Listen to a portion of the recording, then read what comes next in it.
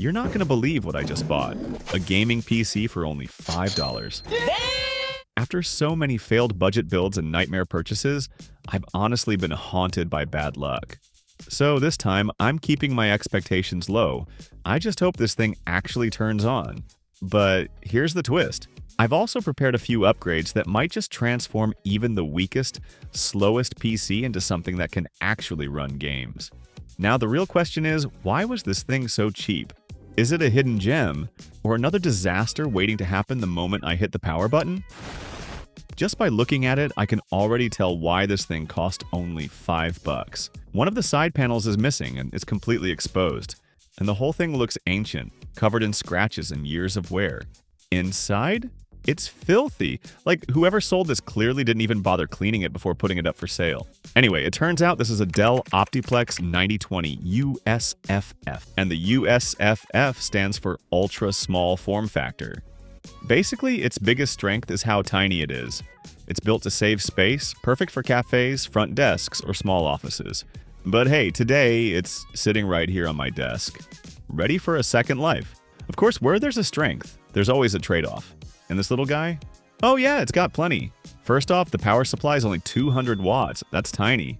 Way too low for any serious upgrades I had in mind, and because this is the ultra-compact version, Dell had to cut a lot of corners to save space. We only get 2 RAM slots instead of 4 like the SFF model, and it came with just one 4GB stick. So if I ever want to upgrade to 16GB, I'll have to toss this one out. No way around it. But the biggest problem? There's no PCIe slot for a dedicated GPU. Besides everything I've shown you so far, there's still one thing I haven't mentioned: the storage. This system came with a 120GB SATA SSD, which, yeah, I'm pretty sure isn't original. You can see some sketchy wiring and patchwork inside. It's definitely been swapped before, but there's a bigger problem here. There's no power cable for the SSD. Without it, this thing's just a shiny metal brick. So I had no choice. I grabbed an external power supply just to get it running. It makes the whole setup look messier, sure, but honestly, at this point, I'll take anything that gets this PC to power on. Alright, now for the most important part. Does it even turn on? I plugged in the cable, hit the power button, and yeah, it powered up, but then it instantly shut off. Again and again. At first I thought maybe it was the RAM, so I swapped it around, but nope, that wasn't the issue. At this point, I started suspecting either the motherboard or the CPU was the real culprit. So I pulled the CPU out,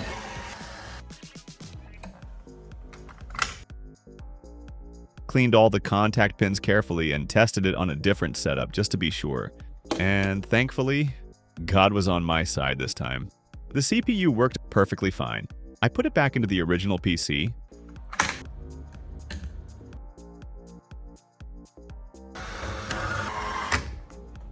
pressed the power button again, and finally came to life. Looks like the poor thing just had some dirty contact pins after sitting unused for so long. Alright, time to check if this hard drive actually works, or if the seller just threw it in there to make the build look complete. After hooking up that external power supply again, it booted. This little SSD just saved my day. I opened up the software to check its health, and surprisingly, it's sitting at 100%. Looks like it hasn't been used much at all. But since I don't want to waste time reinstalling Windows and games, I'm just gonna swap it out with one of my own drives. The one that already has everything set up. That way, we can jump straight into testing how this $5 machine actually performs. The main character in this PC is an i3-4130, a 2-core, 4-thread CPU. It's locked at 3.4 GHz, so overclocking or any real turbo boost is basically off the table. Yeah, it's old. But back in the day, this thing had its golden era in cheap budget office PCs. The problem is, what used to be high-end 10 years ago has been completely overshadowed by modern hyper-threaded monsters, and these Haswell veterans have kind of faded into the background. But with me, it gets a second chance to relive its youth.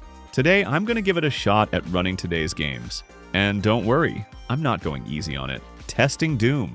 2016 at 720p on low settings, my poor CPU was giving it everything it had. It was sitting around 90 to 94% usage, basically screaming for help. But surprisingly, that wasn't even the real problem. The true bottleneck? The iGPU.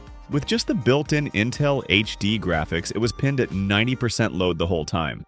And yeah, it just didn't have the horsepower for a game as heavy as Doom. The results were rough. FPS jumped between 15 and 28, and the 1% lows hit 0, meaning every time I turned the camera or got into a fight, the frame rate just froze. On top of that, the 4GB of RAM was completely maxed out, forcing the system to use the hard drive as memory, basically turning the game into a slideshow. I'd had enough of watching this PC suffer, so I upgraded it straight to 16GB of RAM.